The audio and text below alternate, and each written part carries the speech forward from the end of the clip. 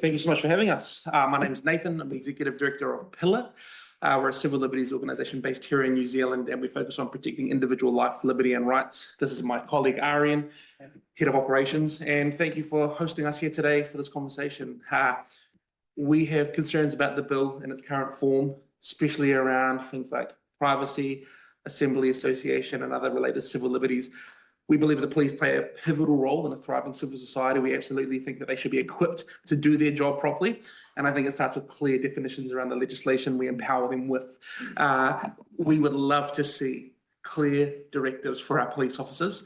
And that's why we're here today, because we would love to see them do their job properly. So I'll hand over to Arian, who will read our submission, and then we'll take some questions. Welcome. Great. Thank you so much. Well, as Nathan mentioned, Pillar holds that any efforts to increase police's powers should not come in any way at the cost of public trust in police or institutional accountability from police. But ultimately, these powers should also not threaten civil and political rights, as you've heard extensively today, and including in particular, of particular concern, the right to privacy, which also has implications on freedom of speech and the right to assembly as well.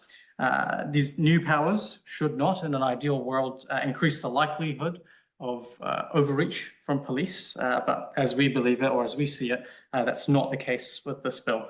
And so as it stands, we don't support it in its current form. There are two first principles which guide our concern, but also kind of guide our recommendations in the end. One is, as I've mentioned, trust in police, and then secondly, the right to privacy. Firstly, when it comes to public trust, we believe that, as Nathan said, police plays an incredibly important role in a functioning liberal democracy as the law enforcement. Pillar stands for protecting individual life, liberty and rights, and in a almost literal sense, that's what police do. But police's ability to exercise this important function rests firmly on a strong foundation of public trust.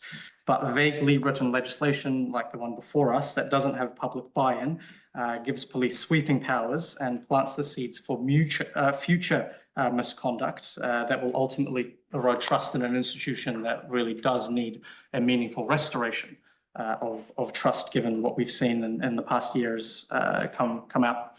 So if we want to support our officers and have an effective and trustworthy police force, our legislative framework should be representative of this.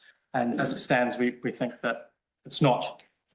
And secondly, the issue of privacy. The New Zealand Bill of Rights Act, Section 21, as you've heard, the Privacy Act and the corresponding 13 information privacy principles form the basis for Kiwis' privacy rights.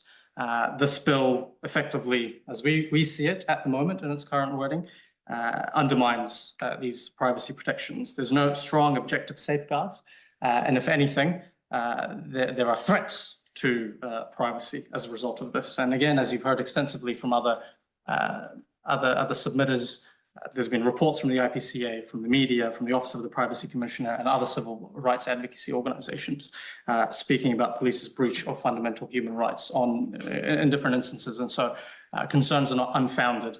As currently worded, the bill gives police unrestricted powers to gather information via recordings, with essentially no guidance on where these recordings will be kept, and also permitting police to hold information for an indefinite period of time.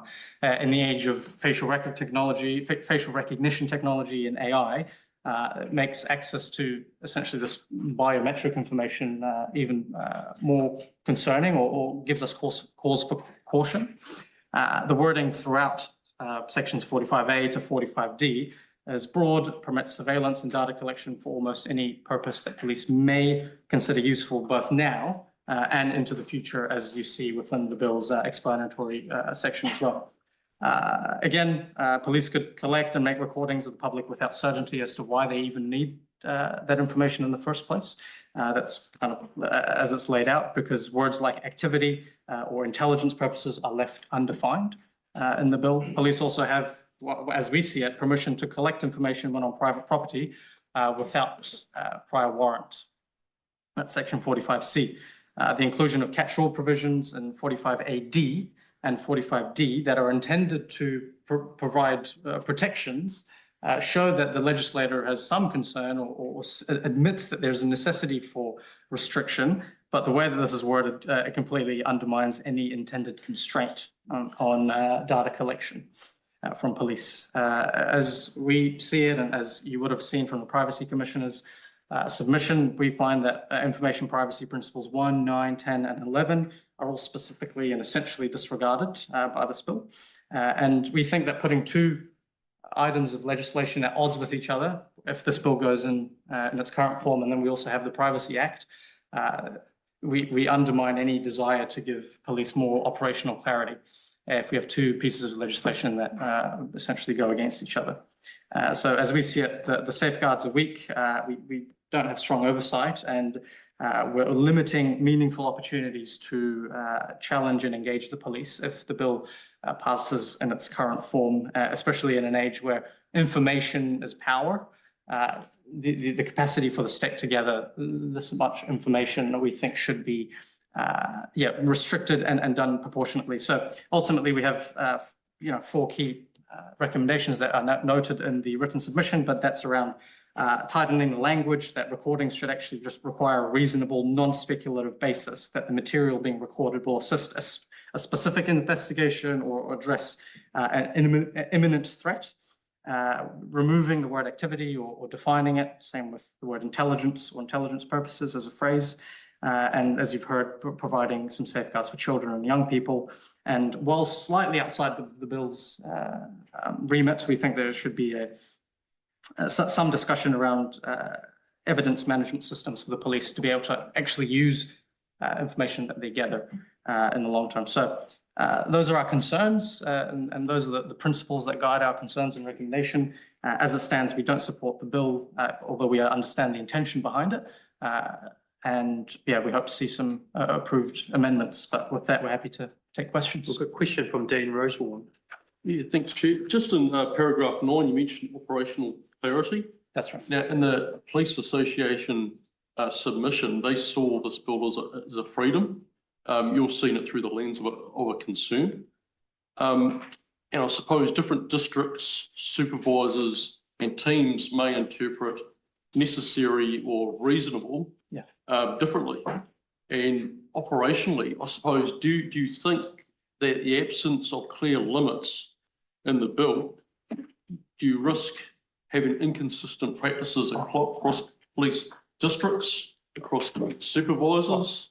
And is that a concern for you? Yeah, absolutely. I mean, the term subjective means that every individual decides for themselves what is right or correct. And so that's our concern. We appreciate that police do need some clarity as to what they're doing, but having complete discretion with no safeguards means that something might be happening in this district that's not happening in this district. And as I said, it just plants the seeds for future misconduct. And I mean, broadly speaking, I think most police, will do what is right. But if we have these extremely broad standards, there is a likelihood that somewhere in the future something will happen that will just further reduce trust in an institution that actually needs a restoration. Okay, so if we define that in the bill, do you feel it'll make it easier for officers to operate confidently, lawfully and consistently across the country? More likely to. Yeah, okay. More likely to. Rather than not. I think what we have witnessed is a huge public failing in trust with the police, and for good reason. And I see that police are crying out for more clarity. I think we owe them that as the protectors of our society. And if we can provide that through bills and legislation like this, we absolutely should. Just a sup on that, do you think that defining it in the bill or defining it in regulation where the minister of the time can make changes, where do you feel the best place for that would be? I think the difference is in putting a fence at the top of the cliff or an ambulance at the bottom. If we can get this right from step 1 as opposed to step 3 or 4 or 5, we've seen how easy it is to pass the buck and kick the can down the road, and it'll get sorted out in the legislative process. But if we start with good intention, but also good writing and good clarity, we don't have to go back and fix these things later. No further questions, but thank you. The submission was very well laid out, but thank you very much. Thank you so much. Today.